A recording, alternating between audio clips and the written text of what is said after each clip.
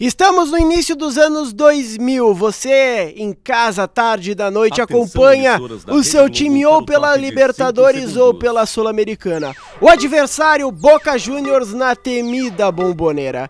E a música, vocês já sabem, a trilha de terror que era a vinheta de gol da Globo para times estrangeiros.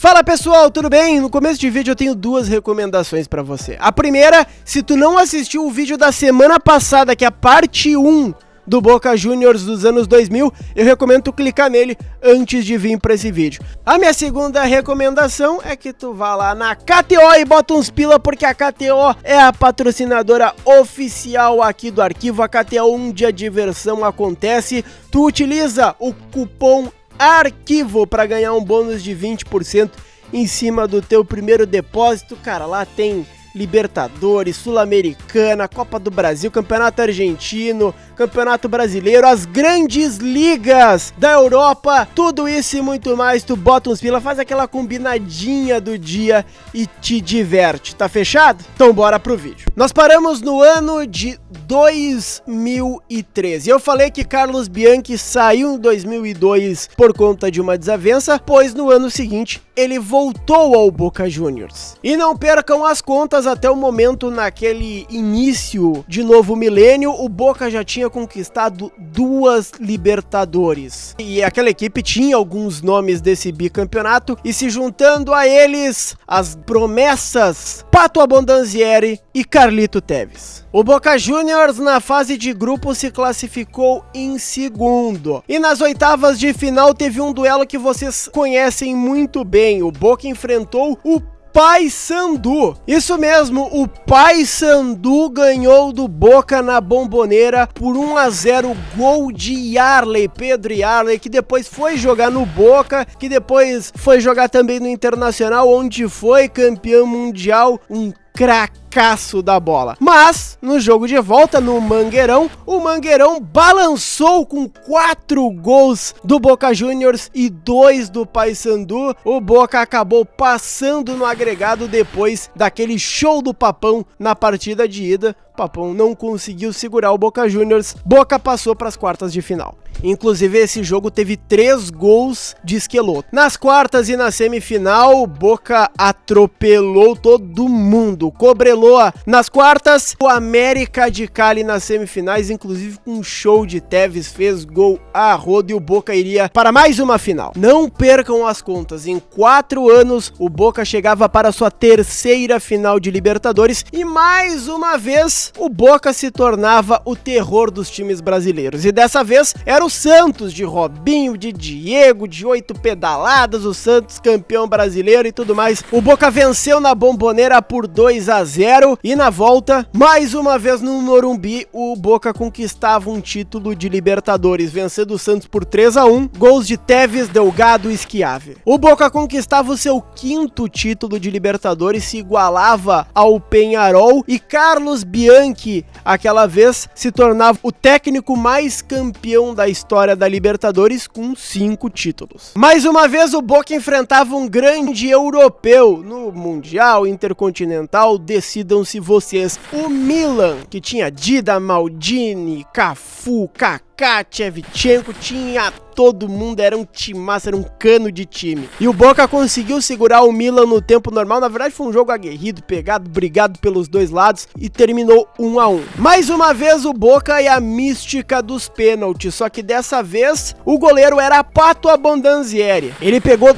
2 pênaltis naquela decisão e o Boca conquistava o seu 3º título mundial, ultrapassando o Independiente, que tinha 7 Libertadores, mas apenas 2 mundiais. E não parou por aí, porque neste mesmo ano o Boca também conquistava um título argentino, ou seja, terminaram o ano com a tríplice coroa. E no ano seguinte não é que os caras estavam na final de novo, mas para chegar na final eles tiveram que passar do River na semifinal. E olha como o Boca gostava de bater no River naquela época. Se a gente tem hoje o Galhardo lá ganhando toda hora do Boca, no início dos anos 2000 era completamente diferente, mas foi, olha, uma semifinal semifinal disputadíssima. Teve provocação, teve briga, teve o Tevez fazendo o gol e imitando uma galinha em referência ao apelido do River Plate. E nos pênaltis, o Boca passava e iria para mais uma final de Libertadores. Eu já perdi as contas, tive que apelar pro roteiro, era a quarta final em 5 anos. Quarta final de Libertadores em 5 anos. Histórico. Mas o Boca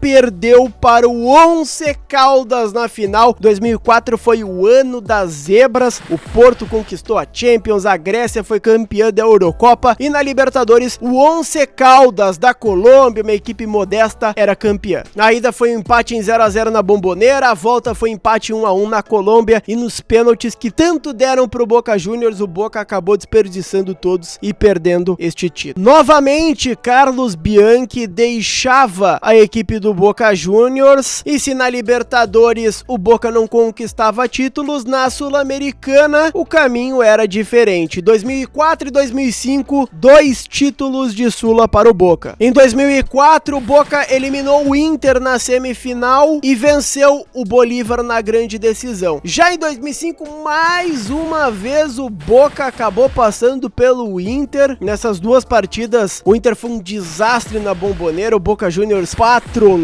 Em 2005, o Boca vencia o mexicano Pumas na grande decisão. Depois do título de 2005 da Sul-Americana, o Boca dava um tempinho nessa questão de ser o bicho papão. Mas um tempo curtíssimo, e vocês sabem bem. O Boca voltaria a mostrar suas garras no ano de 2007. Já sem o Carlos Bianchi, que depois acabou não voltando mais, o Boca investia pesado e sua grande contratação era a volta de Juan Román Riquelme. O Riquelme estava em baixa na Europa depois de perder um pênalti importantíssimo na semifinal da Liga dos Campeões de 2006, que poderia levar o Villarreal para uma final europeia, poderia mudar o rumo do futebol mundial, e se tu quiser saber mais sobre efeitos borboletas do futebol, tem um vídeo sobre isso. Mas a fase de grupos do Boca na Libertadores foi complicadíssima. O Boca, por exemplo, estava punido, então não pôde jogar na mística Bombonera e aos trancos e barrancos conseguiu a sua classificação para a próxima fase. Mais uma vez na segunda colocação, dessa vez com míseros 10 pontinhos. No mata-mata passaram por Vélez Sarsfield e também por Libertad nas quartas de final. Na semifinal, o Boca pegou o simpático Deportivo Cúcuta da Colômbia e olha, foi por pouco que o Boca não acabou sendo eliminado. Para vocês terem uma ideia, tá? O Cúcuta venceu a partida de ida na Colômbia por 3-1 e o Boca precisava reverter esse placar. E numa noite mística de Bombonera, o Boca conseguiu mais uma vez, muito graças ao seu 12º jogador, é claro, mas pelos jogadores em campo, reverter o placar e venceu por 3-0. E mais uma vez um time brasileiro ficava no caminho do Boca Juniors, e dessa vez era o Grêmio que enfrentava o Boca na final, mas não adianta. Os brasileiros, quando viam essa camisa, acabavam tremendo. Essa camisa, inclusive, que eu consegui lá no Memórias do Esporte. Cara, Memórias do Esporte, melhor lugar pra tu comprar ou vender a tua camiseta. Se tu é de Porto Alegre ou de região metropolitana, vai no espaço físico deles, lá na Avenida Protásio Alves, mas se tu for de qualquer outro lugar do Rio Grande do Sul, ou do Brasil, ou do mundo, vai no site deles ou nas redes sociais que estão aqui embaixo, Memórias do Esporte. Cara, sensacional. Se tu tem aquela tua camiseta que tu quer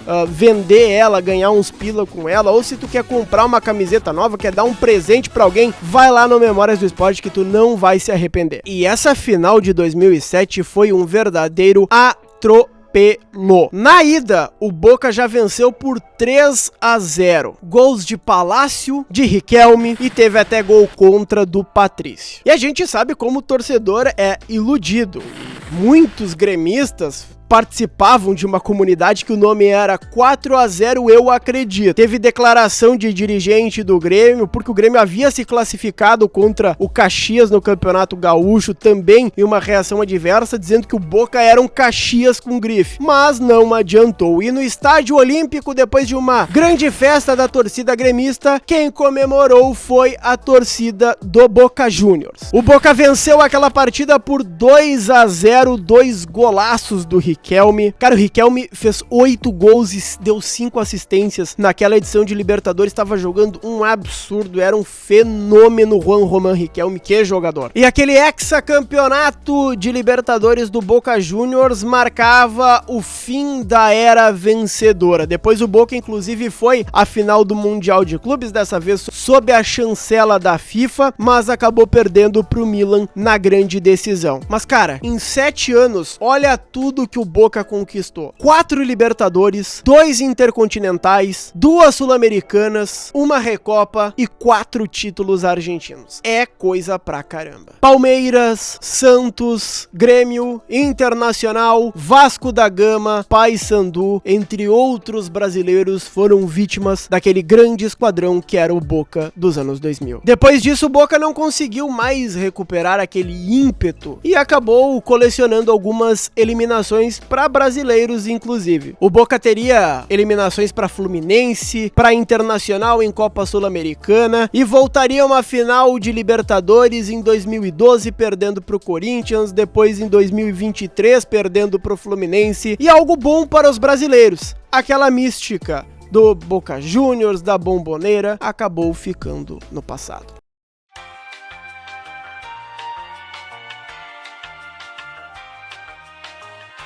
Bom, esse foi o vídeo dessa semana, espero que tenham gostado. Não esqueçam de deixar o like, se inscrever no canal, ativar o sininho das notificações. Segue o Arquivo nas redes sociais, no TikTok e no Instagram, @Arquivo Futebol Clube. Lá eu boto vídeos curtinhos ali, temas de 1 minuto, vídeos diários por lá. É isso, um abraço, até a próxima.